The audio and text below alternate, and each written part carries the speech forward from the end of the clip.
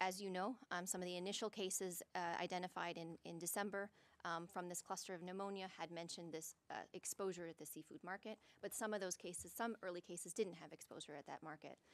There's one paper that mentions the pangolin, and that there's some close association with the COVID-19 virus, and that could be the intermediary host, but that's not the full story.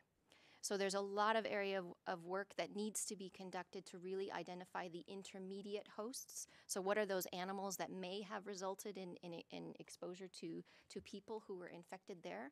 We don't have a clear answer on that yet, but it's an area of active investigation. In terms of looking at the emergence of any disease, disease can emerge anywhere. Coronaviruses are a global phenomenon. They exist on a global basis.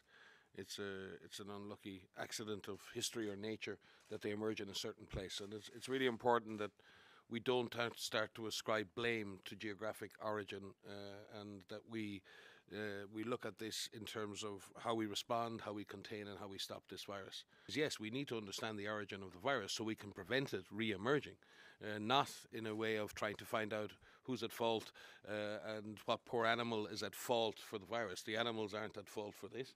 So I think we need to be careful in the language we use, because the language of stigma and origin and who's to blame is something that's become an unfortunate part of the global narrative, which is not helpful.